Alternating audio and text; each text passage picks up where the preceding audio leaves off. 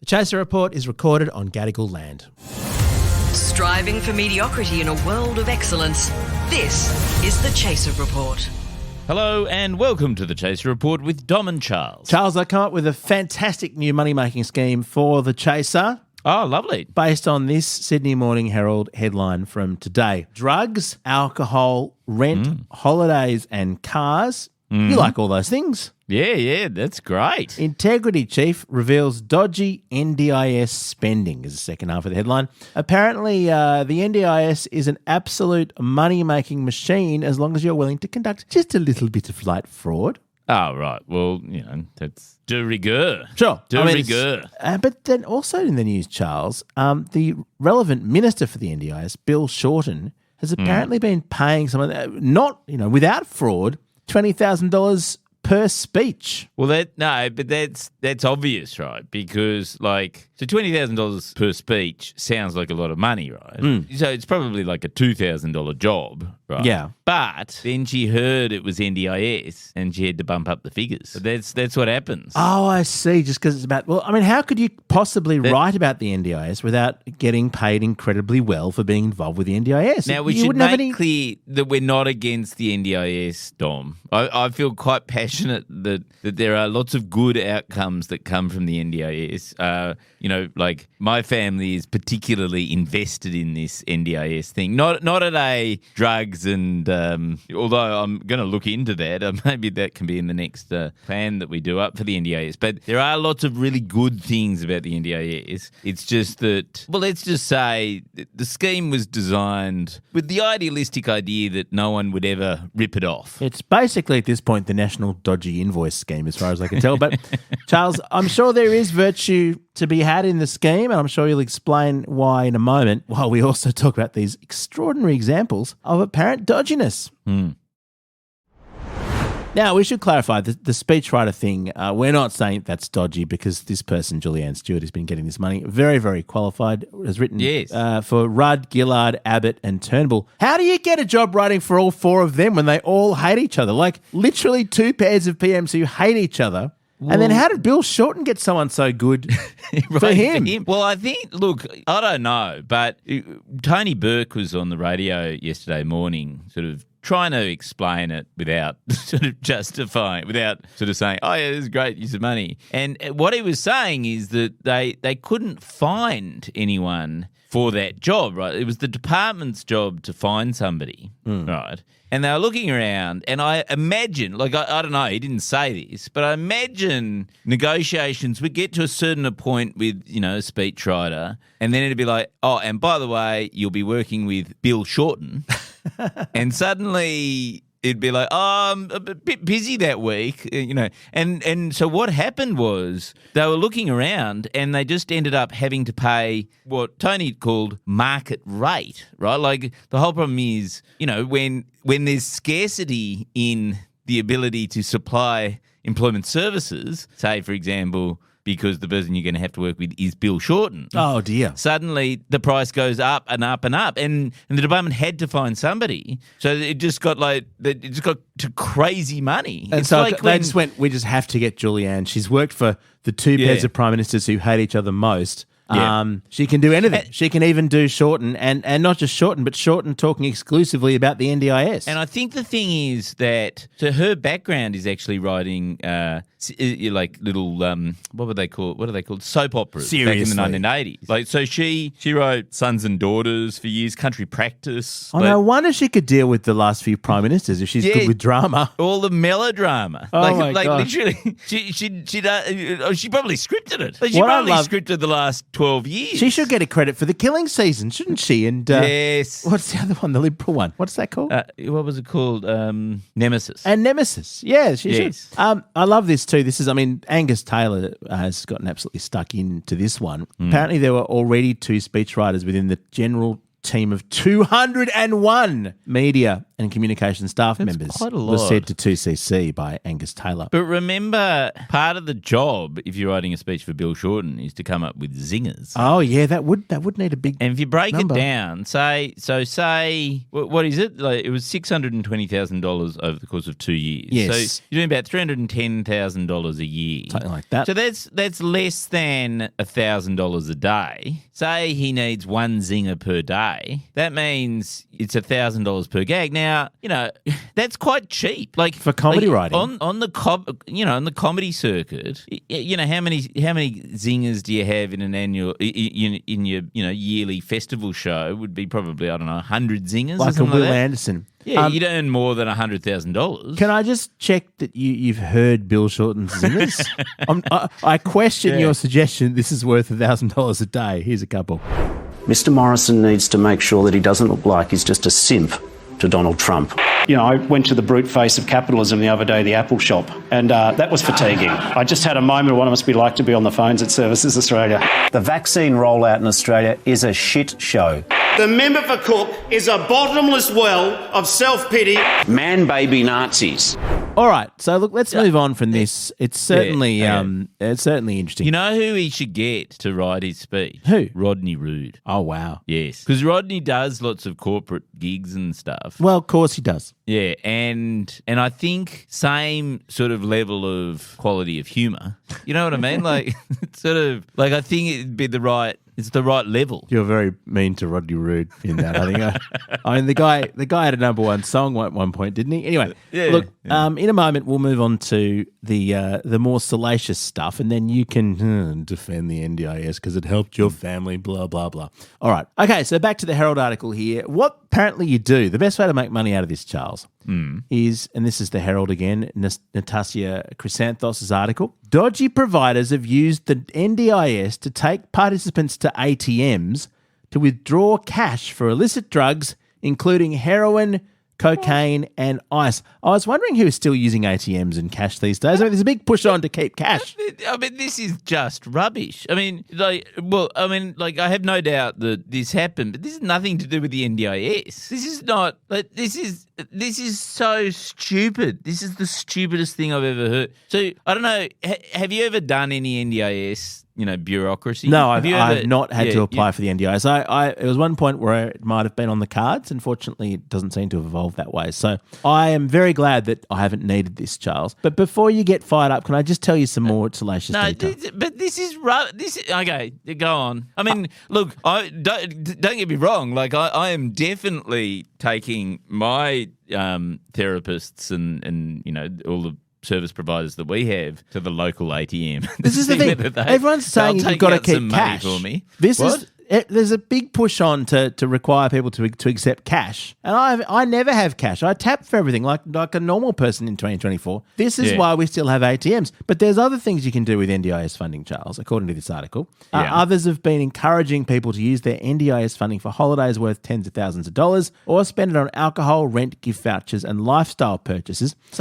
One participant used their plan to buy a $73,000 car, and another spent $240,000 on personal expenses, including rent. Somebody bought a Tesla with this thing. Really? Well, it's $73,000, aren't they? No, but I mean, again, this is like, I'm sorry. Like, I know that this is a great beat up and everything. It sounds terrible. And look, I love the idea that you can buy crack cocaine on the NDIS. But things like a $73,000 car, when you look into those ones, it's always things like, oh, well, some poor quadriplegic had to get a modified car because the only way they can get around is to modify some vehicle, and that costs $73,000. And you look into it and it's all like, well, actually, that's completely fair enough. That's exactly what the NDIS was designed for. Okay. So colour me sceptical on this sort of... Well, can I colour you unskeptical? Because this is a quote from Budget Estimates on Monday night. There was a fiery late night hearing, and the NDIS has a head of fraud and integrity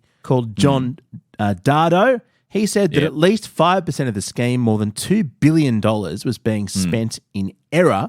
And this is just on the car. So Examples in just the last week, he said, include a participant that bought a car, brand new, $73,000. The money was processed overnight. Now, and I'm still quoting, now, fortunately, when we were able to approach them, they understood that they should not, and they were willing to repay the money. So they just said, you can't spend $73,000 on a new car. And the person went, okay, and refunded the money. So that's a happy ending. So but then like Dardo then the said lesson- other participants ceased contact and refused to engage, probably because they're driving off into the sunset.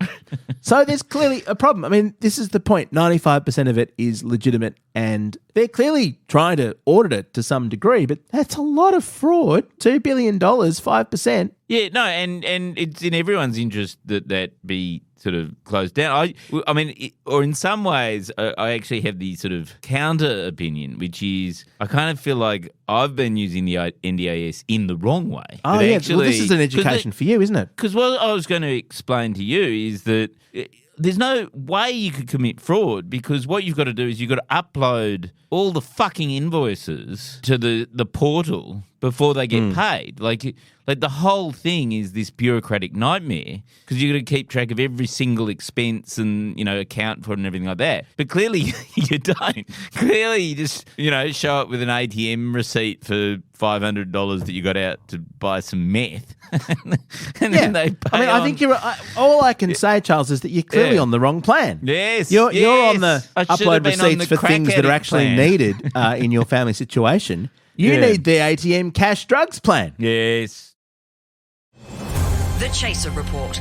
News a few days after it happens. Look, if we're wanting to sort of come up with someone to blame, I think we should definitely just blame Bill Shorten anyway. I mean, he's a good person to blame for lots of things. Everyone blames him for losing the 2016 election. Everyone blames him for losing the 2019 election. Yeah. Everyone blames him for buying a speechwriter. But the thing is, the whole idea behind the scheme is so stupid, right? Because the whole idea is, let's bring the market economy to providing, disability services, right? Which at one level you go, okay, there's a sort of dignity there, which means that everyone gets their own individualised plan. But actually, the result is an incredibly bureaucratic piece of shit where obviously fraud can happen, because I don't know how many people the NDIS, employs in their head office. But, like judging from the amount of invoices we have to process each year as a family, it would be like there must be billions of invoices per year. Like, it's because they're all just there's small sums of money. It's $35 here, $45 here, $55 there, and then suddenly, it's like it's tens of billions of dollars worth of $50 receipts. Yeah, so of course you just can't possibly deal with that. Oh, unless we get ChatGPT onto the. You could just put all the receipts into it; it'll do it. And I'm actually not entirely joking, because apparently some AIs are very, very good at tabulating receipts and producing you a table. put it through Xero. It does all the AI for you. I'm quoting again, Charles, and I really think you're just stuffing it up here, because he said some of the channels that participants can claim through require no ABN, no description, no word, nothing. They can put in a dollar amount and they get paid. Wow! So clearly, that's what's needed. So we don't have the gold card or whatever. Yeah, you're on the check the receipts plan. Yeah, fuck. How stupid is that? But look, there are a couple of points to make about this, and the Green Senator Steele-John, who I believe lives with a disability, said that this is going to create massively to discrimination against disabled people.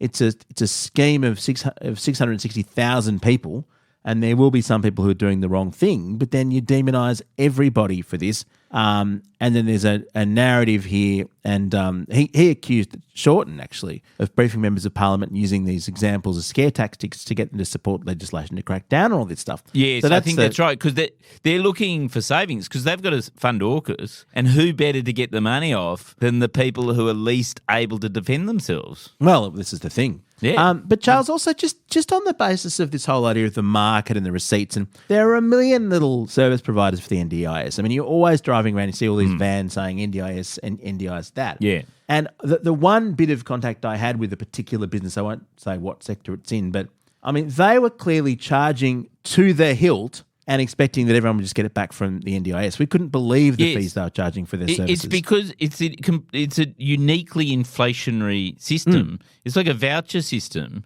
because the person who's spending the money doesn't actually care what the price is. So it's like, what does it matter if we charge $600 an hour? You're not paying $600 an hour. But Charles, and so instead of the government going, okay, we need a whole lot of occupational therapists to fund to deal with a whole lot of disabilities coming through, let's train up a whole lot of occupational therapists. They just go, well, we'll just let the market do that side of things and we'll just throw a whole lot of money at it and hopefully people will convert to OT specialists. But instead what happens is there's a massive shortage of OTs and speech therapists or whatever you need and the price skyrocket. And that's it. And so you just have to spend that's the market money. That's the efficiency of the market, Charles, which we know is much better than government, of course. But the other thing that I'm just thinking about is the purchasing side of this, right? Like, if the government needs, and I presume it does, tens of thousands of wheelchairs to be bought through the NDIS, a massive number of wheelchairs. Look at how the PBS works here. Where there's a single payer. We manage to get a cheap price for medications. And it's far cheaper for pharmaceuticals in Australia than it is in other countries because you just have to negotiate with the government. But it seems like what would happen here, and correct me if I'm wrong, is that everyone would go and buy their own wheelchairs from any supplier, and there's essentially no competition as long as they can all charge the full rate or whatever. Yes. And there's no sense of, well, hang on, this is public money. Let's try and get the best price for all of them. We tell the suppliers we're going to be buying thousands of your wheelchairs. Give us a good damn deal. Yes, no, exactly. And look, there are people who will say, one of the good things about that system is that everyone gets their own bespoke wheelchair that specifically suits their needs. But there's a middle ground there. There's a way to sort of go, okay, you are the official supplier, you're going to give us, X number of wheelchairs for X number of dollars. They'd have enough information to know what sort of modifications would be necessary, or they could fund those modifications on the side of that bigger deal. There are ways and means to not... It comes from a certain philosophy, which is that the government shouldn't do anything other than hand out money. Just unleash the market for its efficiency. And it makes me think, Charles, that if people are going to use NDIS money to buy illicit drugs, you need a single payer system. Yes. You've got to get the best deal. This thing of everyone just using ATM money to go and get ice from whoever, the local meth dealer. No, we need a proper procurement process where you have multiple tenders and you get a good deal. Well, it's funny you should say that because that now segues into the other story that's out today, which is that the largest single shipment of psychedelics ever in the history of humanity is currently on its way, and it's done in a deal. It's a single payer thing. The Australian government has just bought a huge amount of psychedelics from Canada, and they're on their way. And it's a legal shipment. Is this this new thing where certain conditions can be prescribed MDMA? Yeah. Well, no, and not just MDMA, but psilocybin. The largest ever shipment in the history of humanity. And it's the Australian government who's done it. So isn't that pretty cool? They're bringing in mushrooms and they're bringing in MDMA. MDMA, yeah. Now, I now feel the way that you did about making fun of the NDIS, because I've talked to a few kind of medical experts who have said, actually, in all sincerity, this is a really good idea for things like PTSD. Oh, really? And yeah, absolutely. And quite a few doctors have said how good I'm just suffering from a bit of PTSD, actually. Oh, how dare you, Charles? You go and use your NDIS to go and buy some weed or something. So look, there's a lot of fraud. Some of the fraud's funny. Doesn't mean the system's broken necessarily, but it certainly means, as even this Dardo guy, the head of integrity for the NDIS, he says they might need to improve some of their systems as it evolves. You think? Yeah. Or just change this. Like, isn't the whole problem that, if you've got a tiny problem of 5% of your people are ripping you off, that actually, maybe the guy who designed it is not the person who should be now trying to fix it. I'll tell you what, Charles, there's a clear solution. All you need to do is take all these problems, hand them to the speechwriter, and they can actually earn $20,000 for their speech with a model on how to fix all of this. Figuring it out. Yes. Unfortunately, Bill Shorten will then deliver it and no one will want to support it. But at least the ideas will be on paper. Our gear is from Rode. We're part of the Iconoclast network, and I'm just heading down to the ATM. I bet you are.